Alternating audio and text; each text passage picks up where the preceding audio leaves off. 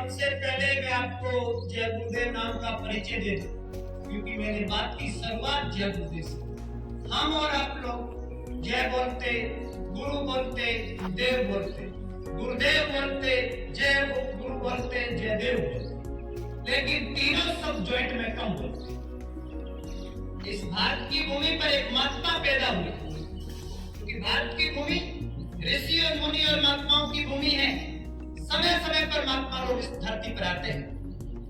उसी कड़ी में उत्तर प्रदेश की जमीन पर एक महात्मा पैदा हुए, जो पूरे विश्व में बाबा जय गुरुदेव नाम से प्रसिद्ध हुए, जिनका जन्म 1896 और अंतिम श्वास ली 18 मई 2012 मथुरा उत्तर प्रदेश में, अर्थात 116 साल की एज तक जिंदे रहे। 116वें साल में अपने जानो के साथ पूंजाजी स्टेडियम में हजारों लोगों को सत्संग सुनाते गए थे। उसकी पेपर की कटिंग आज भी मेरे पास मौजूद है। ये महात्माओं ने भारत की भूमि नहीं, विश्व की भूमि से लाखों और करोड़ों लोगों को सहकारी बना दिया, सदाचारी बना दिया, नेक और ईमानदार बना दिया, माता पिता के प्रति निष्ठा का भाव पैदा कर दिया। ऐसे महात्मा जाने लगे तो अपने आध्यात्मिक उत्तराधिकारी बाबा उमाकांत जी महाराज, जिनका आश्रम उज्जैन में बना हुआ है, वो इस मिशन को आगे बढ़ाए हुए हैं और उनके आदेश पर हम लोग भी उनके अनुयायी हैं।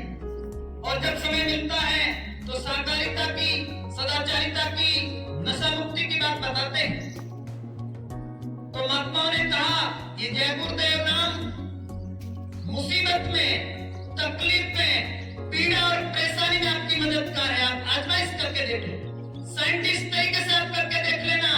जब आपको मदद मिले तो लाखों लोगों ने, करोड़ों लोगों ने इसकी साइंटिस्ट तरीके से जांचा और परखा, और जब इस नाम से मदद मिली तो उन्होंने इस बात को अपना लिया। तो महात्माओं ने कहा है कि दुख में सुमरन सब करे, सुख में करे न कोई, जे सुख में सुमरन करे तो दुख का काम। हम और आप लोग क्या करते हैं? दुख और तकलीफ और पीड़ा और परेशानी आती है तो भगवान को याद करते हैं। यदि अपन अच्छे समय में भगवान को याद करते रहेंगे तो दुख और तकलीफ और पीड़ा और परेशानी आएगी नहीं। ये 100% बात है। तो अपन को अच्छे समय में भगवान का नाम लेते रहना चाहिए। मैं आपका 25-30 मिनट का समय जरूर लूंगा। कई स्टूडेंट के माइंड में आ गया कि आज का पहला पीरियड गया, ये छोड़ेंगे। ये बात ध्यान रखिएगा, एक पीरियड जाएगा और आपके साल भर के पीरियड आपके कवर हो जाएंगे। इस बात का ध्यान रखिए। ये अच्छी बातें सुनने में अपन समय देते हैं तो कभी भी समय व्यर्थ नहीं जाता है, ये बात ध्यान रखिएगा। और इस 30 मिनट के अंदर आपने एक दो भी बात पकड़ ली तो आपकी लाइफ चेंज हो जाएगी। तो मैं एक दृष्टांत के माध्यम से बताता हूं आपको कि ये बातें बताना इस समय क्यों जरूरी है। हम और आप लोग किताबी ज्ञान पढ़ रहे हैं, बहुत जरूरी है। भौतिक ज्ञान भी जरूरी है और किताबी ज्ञान जरूरी है। अपने जो गुरुजन खड़े हैं, अपन को विद्या अध्ययन करवा रहे हैं और अपन लोग इनका कहना मानेंगे, अच्छी पढ़ाई करेंगे तो अच्छे काम में लगेंगे, अच्छा व्यवसाय करेंगे, अच्छी नौकरी करेंगे, तो कहना मानेंगे तब तो करेंगे। लेकिन इसके साथ आध्यात्मिक बातों की भी जरूरत होती है। वो तो आप करते ही हो साल भर, इसके लिए तो 30 दिन ही तो देना है। तो दृष्टांत ये था, एक रेलवे स्टेशन पर एक दंपत्ति किसको कहते हैं भाई? पति पत्नी के जोड़े को क्या बोलते हैं? दंपत्ति। नवविवाहित दंपत्ति रेलवे स्टेशन पर बैठे थे और उनके पास में एक साधु बैठे थे, जिनके हाथ में धार्मिक ग्रंथ रामायण था और वो उनके पन्ने पढ़ रहे थे। तब वो दंपत्ति में से पुरुष खड़ा हुआ और उस बाबा जी के पास में गया कि क्या कर रहे हो तुम लोग? कि भाई मैं रामायण पढ़ रहा हूं। क्या पढ़ते हैं रामायण? आज के जमाने में times of India, Hindustan times, Bhaskar पत्रिका, अखबार पढ़ो, देश और दुनिया की खबरें मिलती, इसमें क्या मिलता है?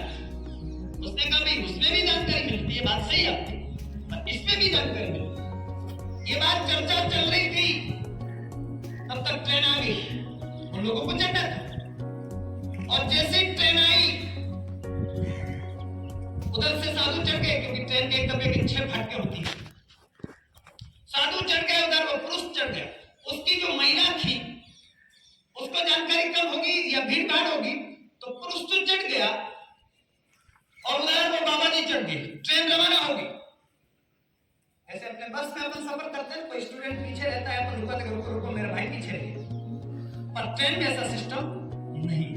रवाना होने के बाद 500 मीटर पर रुकती है, अचानक ब्रेक लगता है। तो रवाना होगी, अंदर पुरुष चढ़ा और पीछे देखा अपनी बाइक पीछे रह गई। तो ये स्वाभाविक है, वो माउस हो गया, थोड़ा चिल्लाने लग गया। तब वो महात्मा पहुंचे पास, क्या हुआ भाई? अरे मेरी बाइक पीछे रह गई। क्या हुआ? तो ध्यान नहीं रखा कि नहीं रखी। सुन, यदि तूने रामायण पढ़ी होती तो उसमें लिखा था, राम सका नाम माई प्रिया चढ़े चढ़े रघुराई। कि जब भगवान राम का समय हुआ, जब वनवास जाने का रथ मंगाए, उसमें पहले सीता जी को बिठाया, फिर खुद। आज भी अपने गांव में जो पगड़ी बांधे जो है अपने दादाजी, जो बुजुर्ग लोग हैं, जब भी बस आती है, दादा और दादी साथ में जा रहे हैं, तो दादी जी को पहले चढ़ाएंगे और बाद में खुद चढ़ेंगे। ऐसा देखते हैं? ये किसकी वजह से है? कि वो लोग जागरण में जाते हैं, अच्छी बातें सुनने में समय दे रहे हैं, और हम और आप लोग देते नहीं। तो जानकारी है, तो कहने का मतलब इस तरह का समय अपन बिताते हैं अच्छी बातों को सुनने में, तो अच्छा ही हो।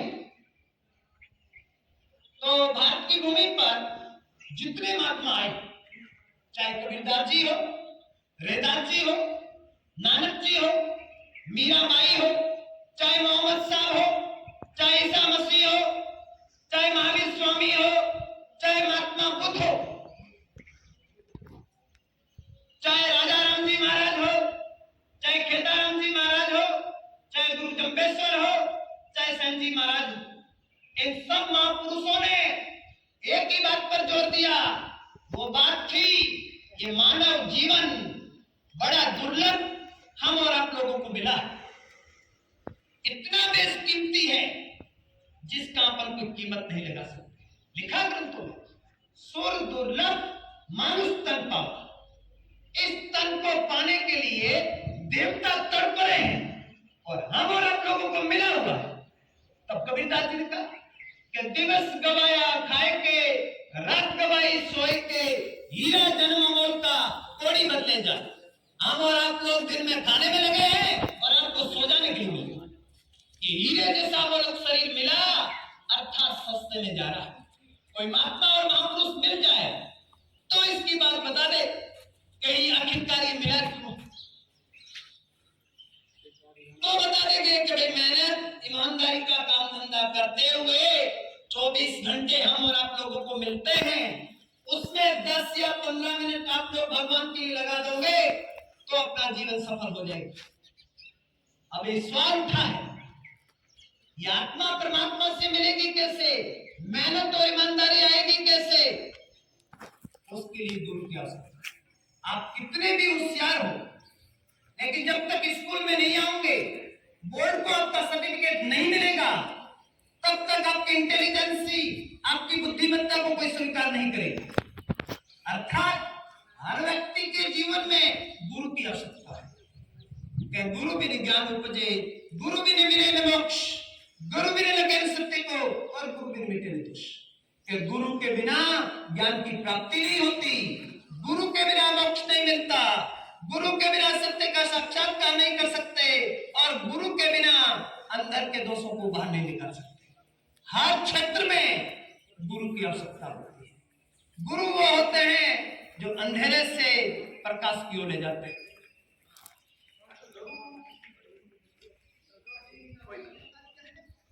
ये बात कंफर्म होगी, अपन भी कुछ लेके जाने वाले हैं। इसका मतलब लेके क्या जाएंगे? अच्छा कर्म, नेक और ईमानदारी का आप लोग काम कर रहे हो, अच्छी वाणी कर रहे हो, किसी को ठेस नहीं पहुंचा रहे हो, किसी जीव की हत्या नहीं कर रहे हो, अच्छा काम कर रहे हो, वो अपने काम आए।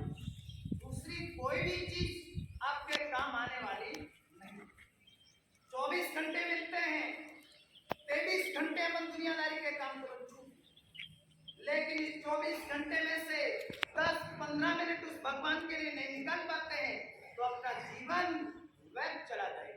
ये 100% बात।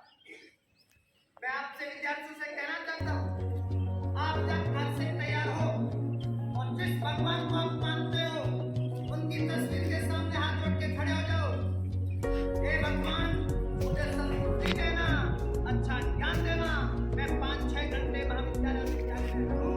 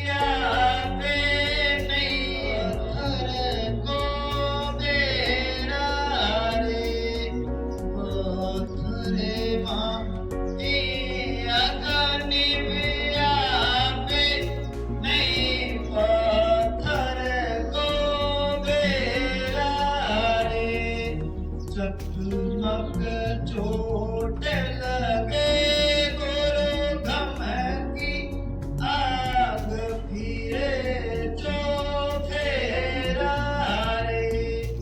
जगमग चोट लगे गुरु धमकी आग फिरे जो फेरा रे। गुरु बिन को रे अंधेरा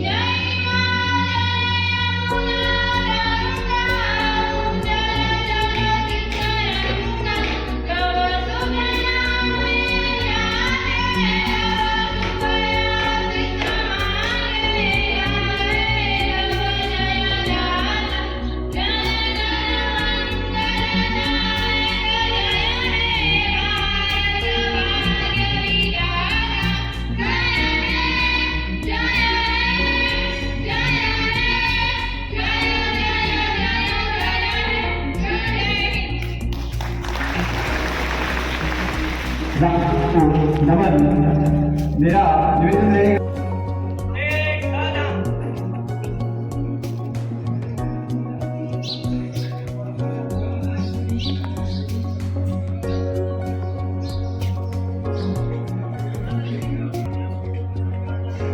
सलामी के लिए आते हुए कक्षा 11 विज्ञान वर्ग के प्रवीण कुमार शाम निरीक्षण के लिए अतिथियों को आमंत्रित किया और अपनी बटालियन की निरीक्षण के लिए अतिथियों को